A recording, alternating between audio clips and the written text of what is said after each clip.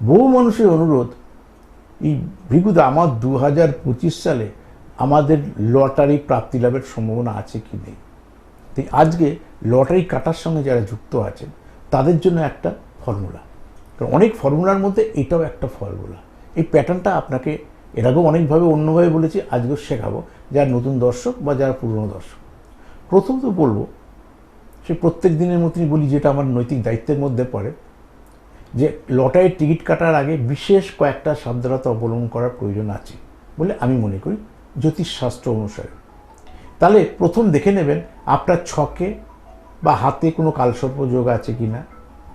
যদি কালসর্প যোগ থাকে তাহলে লটারির টিকিট কাটা উচিত নয়। বা যদি আপনার ছকে দারিদ্র যোগ থাকে তাহলে আপনার লটারি টিকিট কাটা থেকে বিরত থাকাটা উচিত। এটা আমি করজোরে নিবেদন করব যারা লটারির টিকিট বিক্রেতা রয়েছে, মানে বিক্রেতার মানে ক্রেতা রয়েছে, ক্রেতা থাকলে বিক্রেতা থাকবে। কিন্তু লটারি কিন্তু সম্পূর্ণ ভাগ্য ওরিয়েন্টেড, শ্রম ওরিয়েন্টেড না। তা আপনার ভাগ্যে যদি থাকে তবেই হবে। ঠিক সেই পয়েন্ট অফ ভিউ থেকে তাহলে প্রথমেই ফর্মুলাটা বলে দিয়েছি যে 2 + 9 + 1।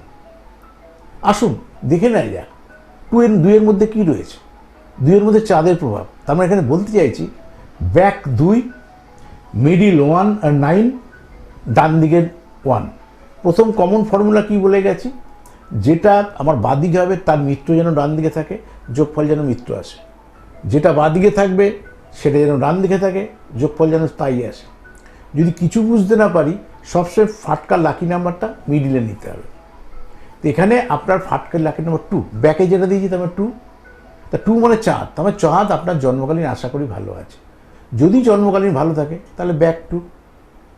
কারণ আমি এই সেট করেছি মানে তাদের জন্য যাদের চাঁদ জন্মকালীন ভালো আছে বা যাদের ফাটকার লাকি নাম্বার 2, তাদের জন্য এই নাম্বারটা অ্যাপ্রোপ্রিয়েট। এবার কী প্রসিডিউরে কাটবে, কীভাবে প্রাইসটা হয়, কেন প্রাইস হবে, সবার হচ্ছে বা কারোর হচ্ছে না আমার হচ্ছে, কি কারণে হবে। তাহলে আমাদের দেখতে হবে 2 মানে চাঁদ, 9 মানে মঙ্গল, 1 মানে রবি। এটা শত্রু না মিত্র? তিনটের মিত্র। তাহলে আপনার কি চাঁদের মহাদশা চলে, মঙ্গলের অন্তর্দশা চলে, রবির প্রত্যাদশা চলে, এটা তো বহু মানুষের চলবে। এই 2025 সালে যাবে না, বহু মানুষ পাবে। যদি লটারি টিকিট কাটার সঙ্গে যুক্ত থাকে না, আপনার ভাগ্যে যদি থাকে চাঁদের মহাদশা, মঙ্গলের অন্তর্দশায়, রবির প্রত্যন্তদশায়, আপনার লাইফের মানচিত্র বদলে যাবে লটারির টিকিটের মাধ্যমে। এই ফর্মুলাটাকে ইউজ করার চেষ্টা করুন। কারণ আমরা যে বলি না যে এই দশাতে আপনি চাকরিটা হবে, এই দশাতে বিয়ে হবে, এই সময় বলি, এটা অনেক সময় দশাটা মানুষ বুঝতে পারে না, সময় বলি এত সালে হবে, এই সময় বিয়ে হবে, এই সময় চাকরি হবে, ব্যাপারগুলো এরমভাবে। তাই লটারি টিকিট কাটার এই ফর্মুলাটা ইউজ করুন। দশা অন্তঃদশা প্রত্যন্তদশা অনুসারে লটারি টিকিট কাটুন।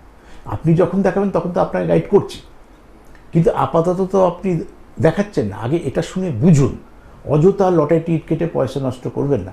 আর সবসময় আমি বলি যদি কাটতে হয় 30 টাকা টিকিট কাটবেন, তার বেশি কাটা উচিত নয়। যদি আপনার ভাগ্যে থাকে তখন তো আমি বলবো যে আপনি কাটুন।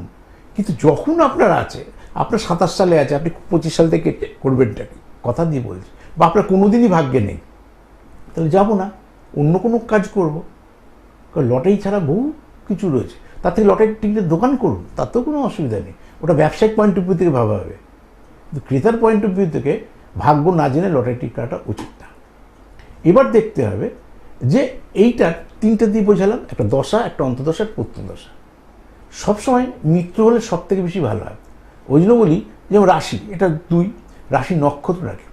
নক্ষত্র মানুষকে পরিচালনা করতে সাহায্য করে। তাহলে কোন দিন কোন ডেটে আমি বাড়ি থেকে বেরোবো, ধরুন এটাই যদি আপনার নক্ষত্র, ধরুন চাঁদ কোথায় আছে জানি না, ধরুন আপনার মেষ রাশি হতেই পারে, আবার কর্কট রাশি হতে পারে, দুটোর মধ্যে ডিফারেন্স আছে। তাই আমি ধরে নিচ্ছি মেষ রাশি এরও একটা চাঁদের দশা, মঙ্গলের অন্তর্দশা, রবির প্রত্যন্তদশা পাচ্ছে।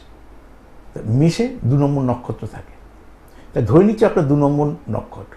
তাই 2 নম্বর নক্ষত্র সেই মাসে 2 তারিখ, সেই মাসের আমার 11 তারিখ, সেই মাসের 20 তারিখ আমার জন্য ভালো। বুঝতে পারলাম? ধরুন 25 সালে আপনি ফেব্রুয়ারি মাসে টিকিট কাটতে যাচ্ছেন, তাহলে 2 তারিখ, 11 তারিখ আর আমার 20 তারিখ। তারপর সেকেন্ড চয়েসে 3 তারিখ, 12 তারিখ, 21 তারিখ। এইভাবে জিনিসগুলো দশা অন্তর্দশা প্রত্যন্ত অনুসারে সাজাতে হবে, যেটা সাধারণ মানুষের পক্ষে সম্ভব না। জ্যোতিষ আপনাকে গাইড করবে, কিন্তু ভাগ্য না জেনে আপনার ভাগ্যে আছে কি না প্রাপ্তি লাভ, আপনার লটারি থেকে প্রাপ্তি আছে কি না, এগুলো না জেনে আপনার লটারি টিট করাটা উচিত না।